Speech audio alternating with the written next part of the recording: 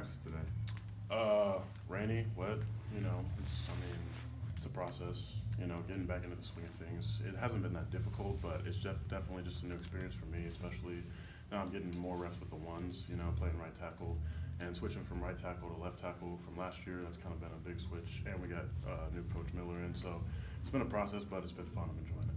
I know what weather kind of affects quarterbacks, receivers, DBs. Does it make it? Is there any adjustment to make as an offensive lineman when it's raining out there?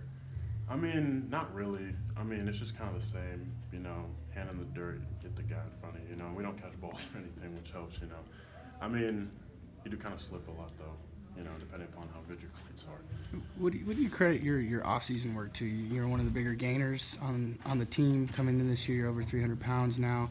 Obviously, spent time with Cole Madison. What can you credit this transformation just in one off-season? Well, as far as weight gain goes, that's just, lifting and running and eating, the basics down to the base of everything. As far as technique, strides and stuff go, I had really good role models I could look up to last year. Like you said, Cole Madison, Cody O'Connell, B.J. Salmonson, even now Andre Dillard. He was my host when I first came up here, and so I look up a lot to him for technique and stuff like that because he's a really good tackle. And coaching is the other biggest thing. As much you want to get better every day, and so you just have to take the coach's advice, whatever they tell you, because they know, and put it into action.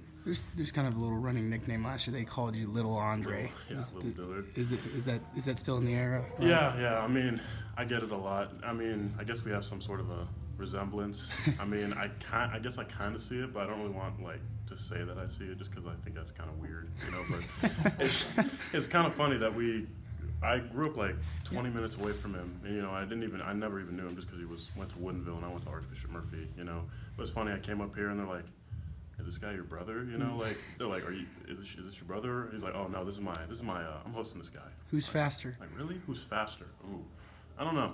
I mean, I'm pretty sure I could hold my own. I think he's a little bit quicker than me, but as far as speed, I don't know. We'd have to race. I think it'd be close though. So do you get the Obama thing too? I do not get the Obama thing. I think Obama doesn't really have much facial hair necessarily, and I like to keep a stash, so no, I haven't gotten the Obama thing, just a lot of Dillard comparisons.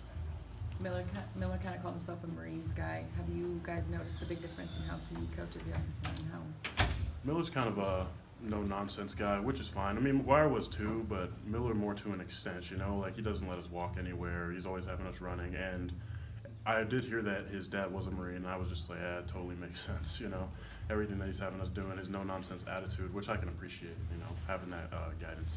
And without the pressure of a game to prepare for each day, in the spring ball, how do you guys kind of look at spring ball and keep coming back each day with some fire? Well, me personally, it's all about getting better. Every time you step foot on the field, even if you don't want to, because, I mean, honestly, there's some days I'm sure probably coaches are just like, hey, I don't even want to, coach practice today, But times like that, it's great to, battle adversity and just power through it and get through it as best you can. And when you do get through it, you get a lot better. How does this offensive line get better next year?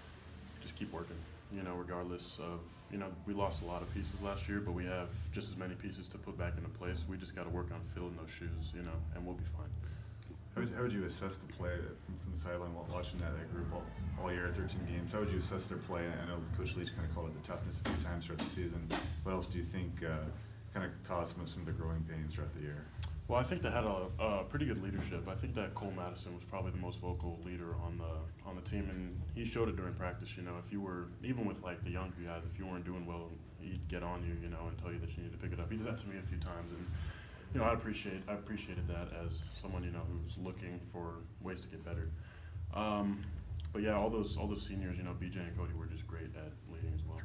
I spoke with Cole earlier this spring, and he said one of the big things that you guys need to do collectively was find that person that was going to lead vocally and be a vocal leader. Do you see yourself in that shoes? Do you see someone else taking that by the horns? Personally, for me, I'm kind of a quiet guy. Normally, my method for work is kind of just keep your head down and just do it. You know what I mean? But I mean, when you get frustrated, I guess it's easier to be vocal just because you kind of want to yell at people, which I've done before. But as far as somebody filling those shoes, I see people like Liam Ryan.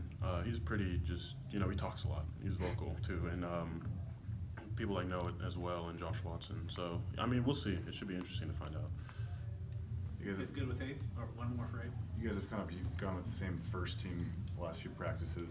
Does it feel pretty comfortable with those 5 right now, or do you still see an opportunity to mix it up a little bit, bring some new guys in? Or? Well, I think we're kind of settling in a little bit. You know, we're still trying to get a little feel for each other. But Miller's whole thing, Coach Miller was saying that he was going to put the best 5 on the field, which, you know, I mean, is what he's supposed to do. So if there is changes around, you know, with first groups and second groups, I wouldn't be surprised just because he has to find the starters, you know, and who's going to get the job done the best. Thanks, Abe.